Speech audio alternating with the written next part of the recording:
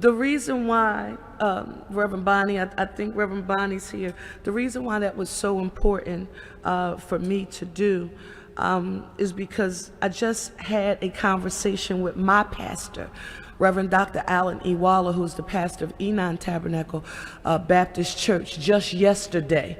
He couldn't be here today because he is out of town, and we were doing our weekly check-in. You know, everyone has been asking me, you know, this is a history-making role, first woman in 341 years, woman, a black woman at that, like, Cherelle, you shattered glass ceilings. How do you feel? Councilmember Squilla, stand. Councilmember Lozada, stand. Councilmember Ahmad, stand. Landau, Council Ruth, Councilmember Landau, and Councilmember Reverend O'Rourke, please stand. The first thing I will tell you that I felt, and I'm sure they will tell you that they feel too, is extremely vulnerable. I just said it out loud. How do you, all of this history-making pronouncements about what we have the opportunity to do, new mayor, new member, new council being elected, and the first feeling that I felt was how vulnerable I was. Why? Because one person or one legislative body, I don't care how great people may think they are not sufficient enough in their own individual human presence. They're not smart enough. They're not strong enough. They don't know it all. They don't have it all together. There is nothing you can do alone that will give you everything you need to move a city, greatest city in the nation, sixth largest city in the nation, birthplace of democracy, a city that if Pastor Waller was here, he would say, Cherelle, we're packed with potential and pregnant with possibility. A city that great, and this history-making mayor, and this new city council, we can't do anything without you.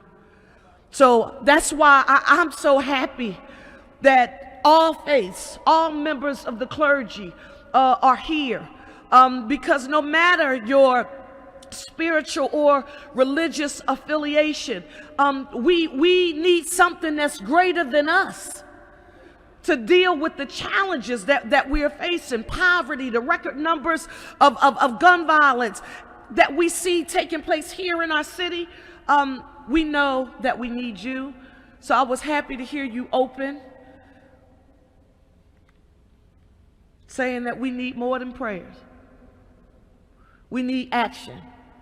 Now I'm about to make my formal remarks. Members of council, you can sit, because when you put your formal hat on and as the mayor, you start asking for things.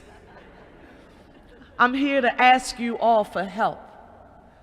I'm here to formally tell you that we need you to partner with us in every way imaginable. While we can't have formal relationships with each of your respective religious organizations, your churches, your parishes, your mosques, your temples. We can't have formal because of the separation of church and state, but you do significant work in the community under the guise of nonprofit organizations, and you are a part of the philanthropic community. And if we want to move the needle on challenges that we are having here in the city of Philadelphia, we have to have formal relationships with you. You also have to know that because we've said that out loud, I'm a woman, I've been told a whole lot, when I stand up publicly and I tell people how vulnerable I felt, I've had people say to me, Cherelle, you're a woman and you're the first. Like, people are looking up to you. They're inspired by you. They're motivated. They're encouraged by you, especially when you share your story about coming from humble beginnings.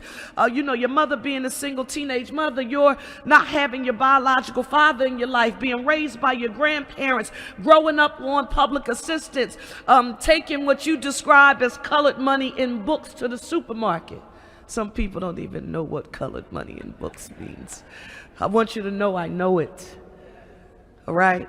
I know what surplus food is like because I picked up the cheese and the butter at St. Peter's Church at 74th and Briar Road in the neighborhood that I grew up in. Some people would say, well, can't you say it another way? You don't need to say out loud, Reverend Lorena Marshall Blake. Don't say out loud, Shelley. Don't say out loud that you're vulnerable. Because if you're a woman, if you say you're vulnerable, people are going to think that you're weak. I am. I'm the mayor. It doesn't come with special powers.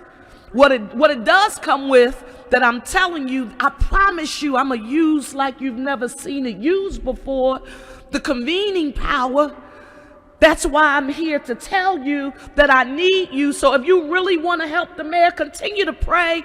If you really want to help the city council, continue to pray. But when we use our convening power and we call on you, like I just called on you, Pastor Felton, right? There's not a move I'm making where I need to have some counsel, where I'm not talking to my pastor. I'm not calling Pastor Felton. I am calling on them because I need them. When I call on you, will you answer the phone? You know why that's important? Because I've watched people, and please take this in the spirit in which it is given. I've watched people over the years become what I call expert articulators of problems. They have become expert articulators of problems. They know very well how to tell you about poverty, the root causes, everything associated with it. They can tell you, about how the city went wrong. We were just reading, I don't know if it was a song or if it was a prayer, or Rabbi, maybe you said it when you said you are not to celebrate, your enemies' downfall. I just said to him, I said, my God, why is he saying that? Like, how does he know what's going on right now? I get here as mayor of the city of Philadelphia, and I am immediately surrounded by some folks who are expert articulators of problems. And Rabbi and Imam, they are waiting for the city of Philadelphia to do something wrong.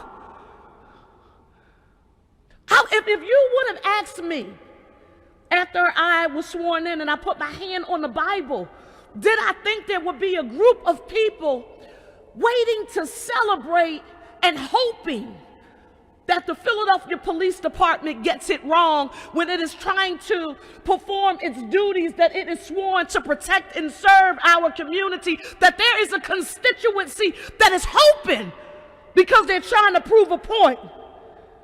They want the police department to get it wrong. That's just, I can't, it was hard to wrap my mind around the fact that someone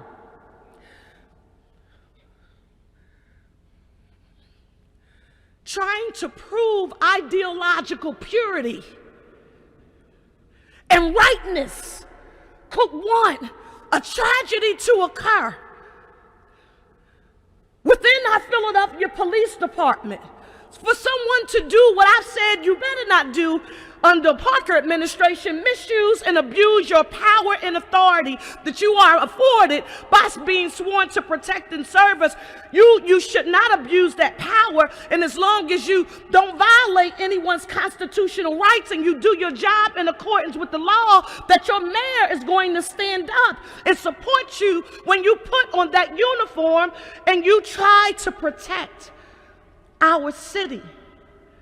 But to see a group of people, I'm telling you, they're like panthers ready to pounce on you. We've had some tragedies that have occurred in the city of Philadelphia. And it's different, I will tell you, when you are on the front line and you have to be briefed and you have more information at a particular point in time than the public may have, because there's an ongoing investigation. So you know some things that haven't been reported, but you're watching these people.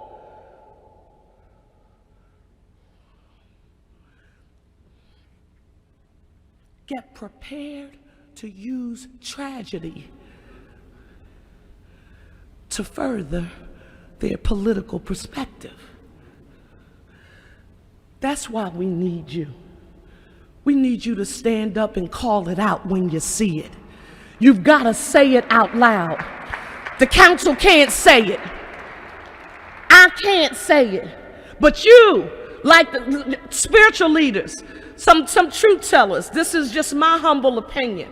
Spiritual leaders, along with artists, comedians, poets, writers, you have, it's almost like been anointed to speak a certain truth that the world will accept coming from all of you, that they won't accept coming from us. But if it's coming from you, it has a certain amount of power.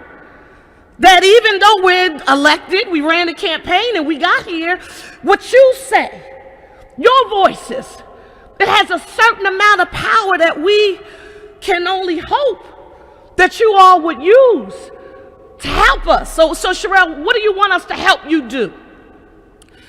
I want you to help me fulfill my promise. I'm a woman of my word. For those of you who have ever worked with me, who are here, you know me well enough. I'm not going to say yes easily.